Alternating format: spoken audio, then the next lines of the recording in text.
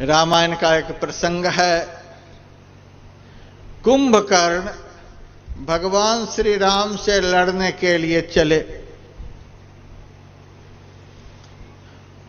भगवान श्री राम अंतर्यामी सब जान गए। उन्होंने विभीषण जी से कहा,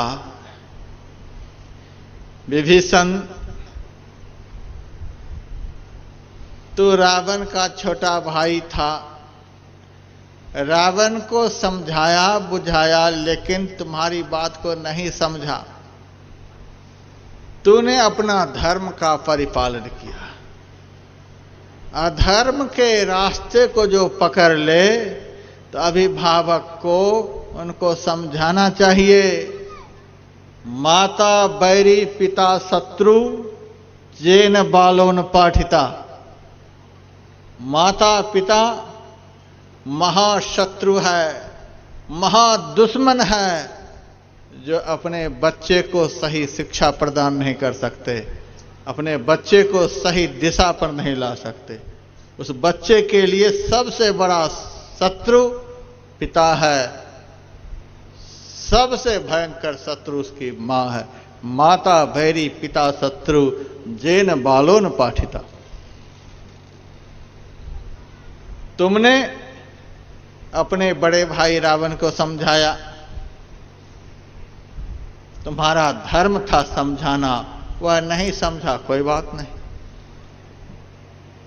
तुम्हारा भाई कुंभकर्ण वह भी तुमसे बड़ा ही है, एक बार उनको भी समझा दो। विभीषण ने कहा, अब कैसे समझाऊं, वह तो चल चुका है लड़ने के लिए। रावण तो सिंहासन पर बैठा हुआ था तो मैंने समझाने का प्रयास किया, बैठा हुआ तो समझा नहीं, और ये तो लड़ने के लिए आधे रास्ते में आ चुका है, यह कैसे समझेगा। भगवान ने कहा, मनुष्य को प्रयास करना चाहिए। सद प्रयास में मनुष्य को लगे रहना चाहिए। कर्मण्येवाधिकारस्ते मां फलेषु कदाचन, भगवान श्री कृष्ण का वचन है। कर्म करने में मनुष्य स्वतंत्र है, उसके फल में स्वतंत्र नहीं है। मनुष्य को सही कर्म में दिन रात कटिबद्ध होकर के लगे रहना चाहिए। फल मिले नहीं मिले उसकी कभी आकांक्षा नहीं करनी चाहिए। कर्तृत्व का अभिमान छोड़ करके कर्म फल की आकांक्षा का परित्याग करके कर्म करते रहना चाहिए। यह गीता का ज्ञान है। कर्म करते रहना चाहिए। एक बार भाई कुंभकर्ण को भी समझा दो। भगवान की बात मानकर विभीषण जी चले। रास्ते में ही कुंभकर्ण दिखलाई दिए। महिष खाए अरु मदिरा पाना, गर्जा वज्राघात समाना। बड़ा भयंकर उनका स्वरूप था। आप लोग भी देखते ही होंगे, जब आदमी शराब के नशे में होता है, गंदी गंदी चीजों को खा पी करके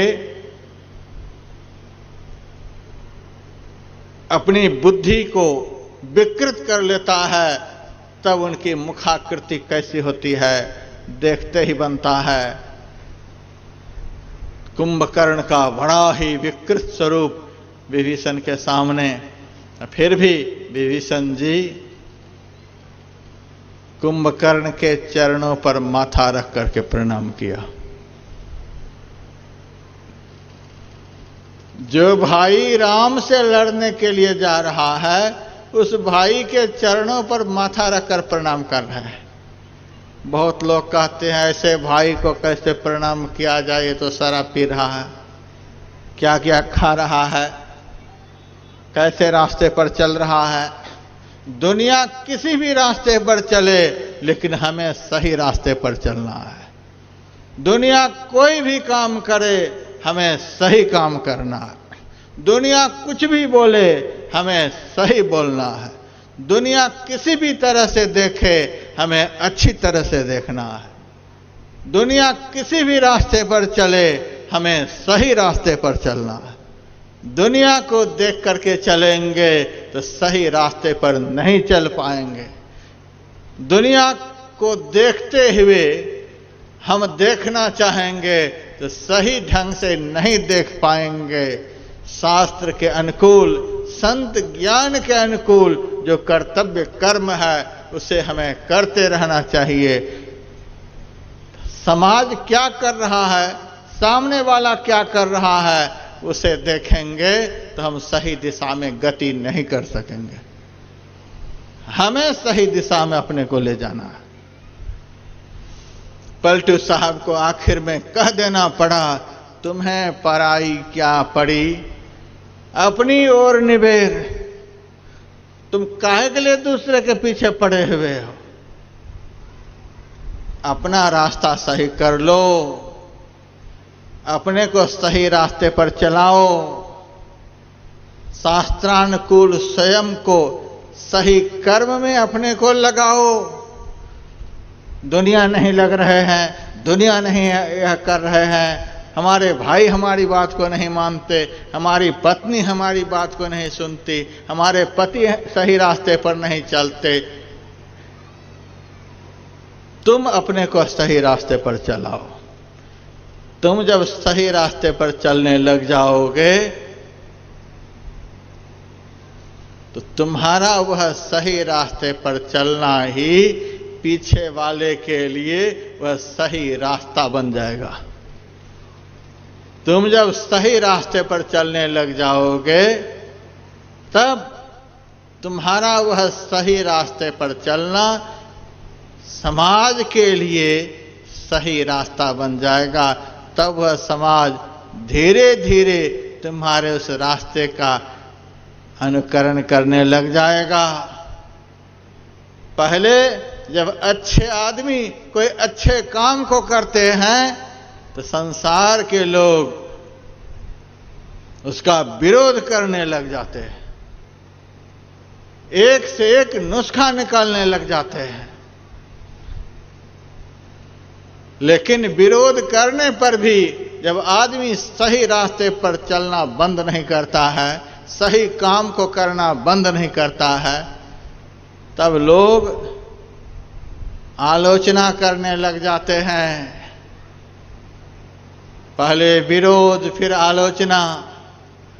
लाख आलोचना करने पर भी जब अच्छे आदमी अच्छे कर्म को नहीं छोड़ते तब बाद में उसी आदमी के रास्ते पर चलने लग जाते हैं।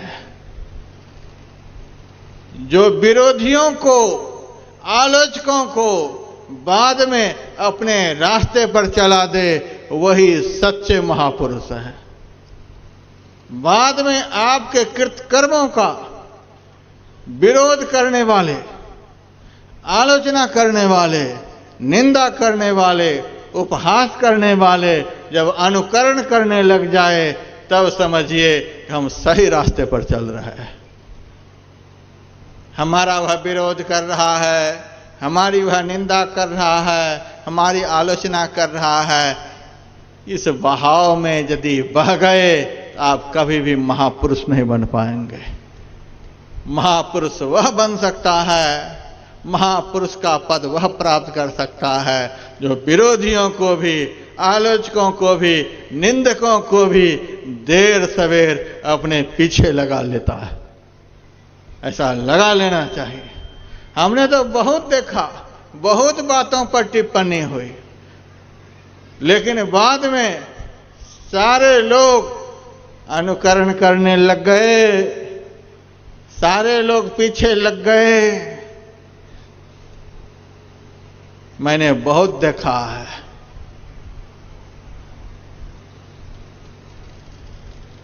108 साल हमारी इस पवित्र संस्था को हो गई, लेकिन संस्था की ओर से मैंने देखा कि एक भी विद्यालय नहीं। बड़ी कचोट होती थी मन में, इतनी पुरानी संस्था, लेकिन हमारी संस्था में एक भी विद्यालय नहीं। समाज को पता है कि फक्कड़ महात्मा बस जो कुछ भी होता है जेब में ही होता है।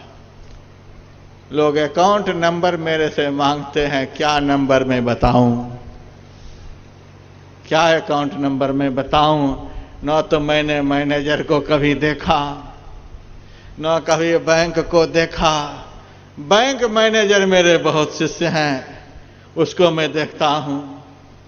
बैंक चलाने वाले मेरे बहुत सारे भक्त हैं, उन भक्तों को देखता हूं।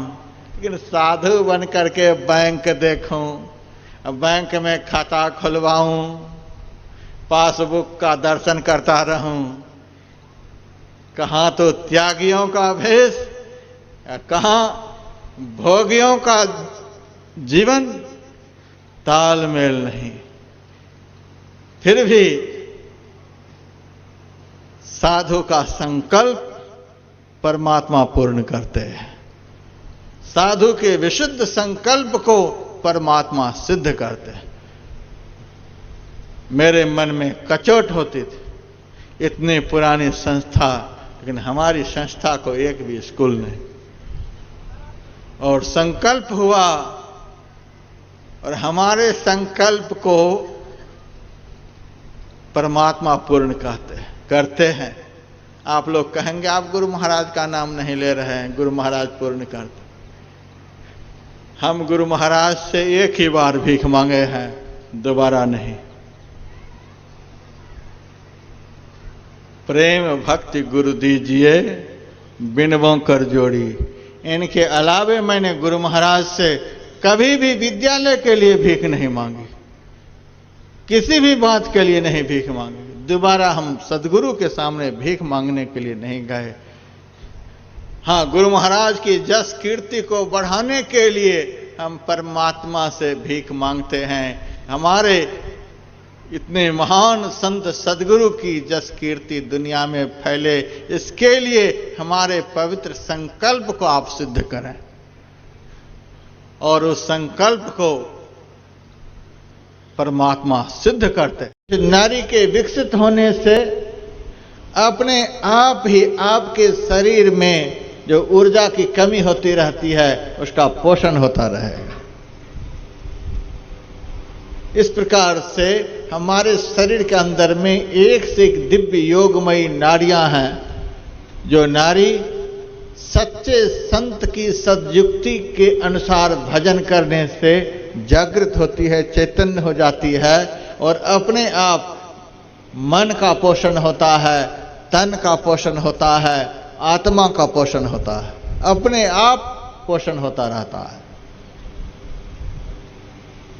और देवराहा बाबा ने ऐसा बतलाया, यह लब्ध्वा पुमान तृप्तो भवति। भजन ही एक ऐसा रस है जिसकी प्राप्ति होने से आदमी का जीवन रसमय हो जाता है। राजस्थान में एक भक्तिन हुई सहजबाई, वह कहती है, भयाजी हरि रस पी मतवारा, 8 पहर झूमत ही बीते, डार दिहा सब भारा। भजन रस को ही हरि रस कहते हैं। परमात्मा में जो रस है वही भक्तिमय रस है। भक्ति करने वाले को, भजन करने वाले को वह परमात्मीय रस मिलता है। परमात्मा अमृत के स्वरूप हैं। भक्ति करने से अंतर ज्योति और अंतर्नाद रूप पवित्र अमृतमय रस प्राप्त होता है, जिस रस का सेवन करने से जीव 24 घंटे मस्त रहता है। पुत्र का नुकसान हो जाए, धन का नुकसान हो जाए, कुछ भी नुकसान हो जाए, जैसे भयंकर नशा में उन्मत्त व्यक्ति के शरीर में चोट लग जाए, कोई भी नुकसान हो जाए, उनके मन पर असर नहीं होता है, क्योंकि वह अपने में है नहीं। लेकिन कुछ देर के बाद जब नशा उतर जाता है तो सब पता चलने लग जाता। भजन रूपी रस ऐसा है, भजन का नशा ऐसा है जो नशा कभी उतरता ही नहीं, 24 घंटा वह नशा चढ़ा ही रहता है।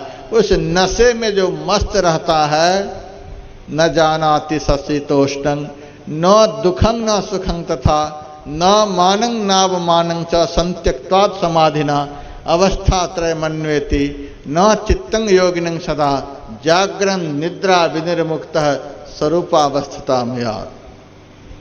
24 घंटे वह नशा बना ही रहता है, वह मस्ती बनी ही रहती है। 8 पहर झूमत ही बीते।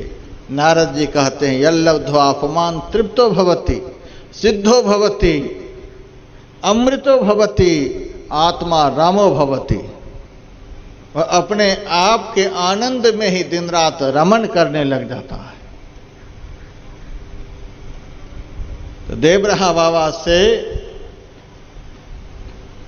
इंदिरा गांधी गई आशीर्वाद मांगने के लिए। पद एक भी नहीं, लेकिन पता नहीं उस हाथ में ही क्या करामात था, हाथ उठा दिया और प्रधानमंत्री बन गई। अब बिरला गया उनसे आशीर्वाद मांगने के लिए, महाराज आशीर्वाद दो, क्या चाहते हो, मेरा व्यापार चल जाए। हाथ उठा दिया। क्या था उस हाथ में? ऐसा व्यापार चला, आप लोग बिरला को जानते ही हैं।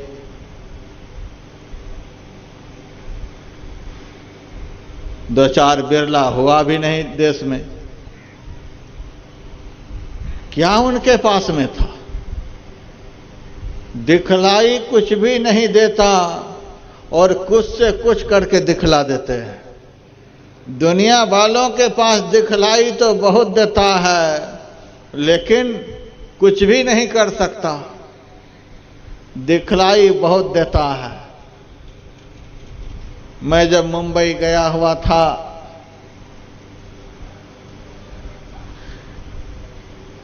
तो जहां सत्संग करता था तो पास में ही एक ऐसी बिल्डिंग बनी हुई थी कि वहां के भक्तों ने कहा महाराज एक एक फ्लैट जो है 25-25 करोड़ की है।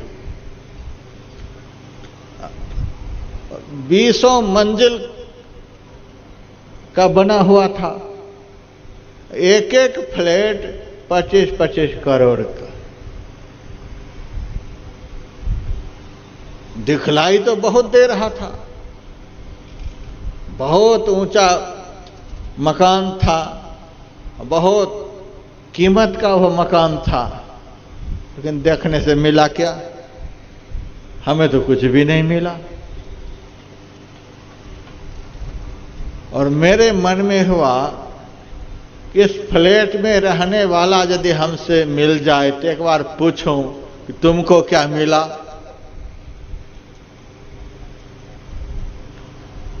तो निकल कर तो कोई आया नहीं।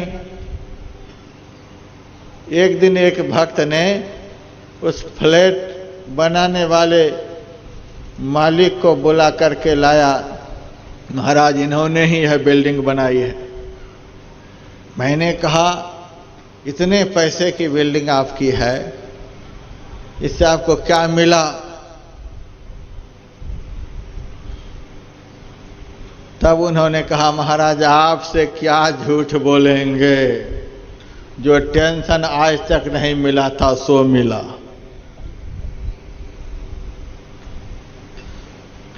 दुनिया का जितना मिलेगा उसी रफ्तार में, उसी अनुपात में टेंशन भी मिलेगा। इसके लिए भी आप लोग तैयारी में रहें।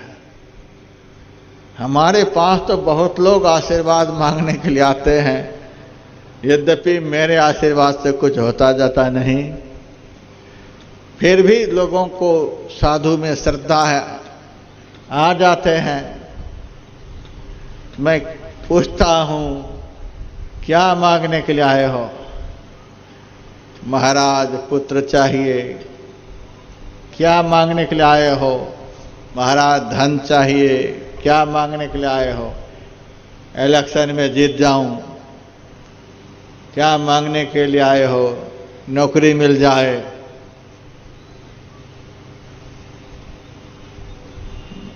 मैं कह देता हूं कैसी नौकरी चाहते हो? कौन कहेगा मैं चपरासी बन जाऊं? जब नौकरी देने वाले मुक्त हस्त से सामने बोल रहे हैं तो कौन कहेगा चपरासी? अब तो अच्छी नौकरी चाहेगा। कौन थोड़ा धन चाहेगा? बहुत धन चाहेगा। बहुत की मांग सुनाता है। मैं कहता हूं इतनी मांग तुम्हारे भीतर में है, उसी अनुपात में साथ साथ टेंशन भी चलेगा। दुनिया की उपलब्धियां जिस रफ्तार में बढ़ेंगी, उसी रफ्तार में उनके साथ साथ टेंशन भी बढ़ेंगे। उसके लिए तैयार हो। महाराज, टेंशन बढ़ाने वाली चीज हमें नहीं चाहिए। संसार का वैभव, संसार का पद, संसार की प्रतिष्ठा, संसार का मान सम्मान जिस रफ्तार में बढ़ेगा, उसी रफ्तार में आपके दिमाग का टेंशन बढ़ेगा। इसके लिए भी आप लोग तैयार रहिए। उसके लिए आदमी तैयार नहीं होते। ऐसा नहीं होता है। तब मेरे से कहता है, महाराज फिर तो कोई ऐसी चीज दो जिस चीज के बढ़ने से टेंशन घटता चला जाए। चीज बढ़ती जाए और टेंशन घटता जाए। मैंने कहा अब तो जगह पर आ गया। लेकिन वह चीज दिखलाई नहीं देगी। वह चीज दिखलाई नहीं देगी, किसी को दिखलाई नहीं देगी। दुनिया में किसी को दिखलाई नहीं देगी। देवराहा बाबा ने एक माई को प्रधानमंत्री बना दिया, एक आदमी को देश का सबसे बड़ा धनी बना दिया, लेकिन देवराहा बाबा के पास जिस शक्ति से इतना कुछ बन गया, वह शक्ति दिखलाई दे रही थी? नहीं दिखलाई दे रही थी। परमात्मा की भक्ति ही एक ऐसी चीज है जो दिखलाई तो नहीं देती है, अंदर ही अंदर बढ़ती जाती है और अंदर के सारे टेंशन को खत्म करती जाती है। अब भक्ति की परिपूर्णता जैसे ही होती है, वैसे ही टेंशन का सत्यानाश सदा के लिए हो जाता है। भक्ति में जो पूर्ण होते हैं उनको संत कहते हैं। जो पूर्ण संत होते हैं उनमें यही खासियत होती है, उनमें कोई टेंशन नहीं होता है।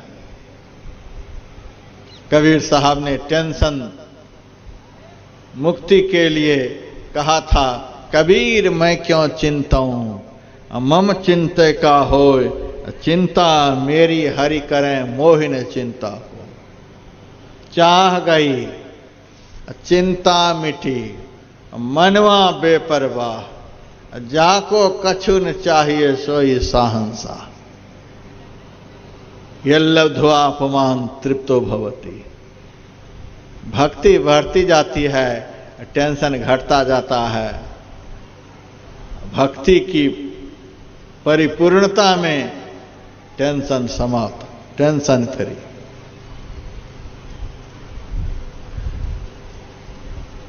पास में ही खन्ना है।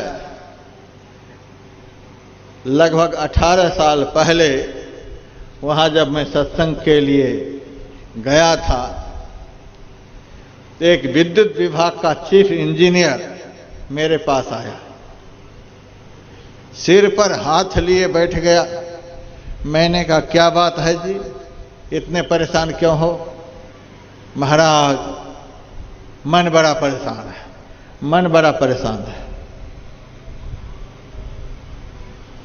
मैंने कहा मन बड़ा परेशान है यह मत बोलो, मन बड़ा परेशान करता है यह बोलो।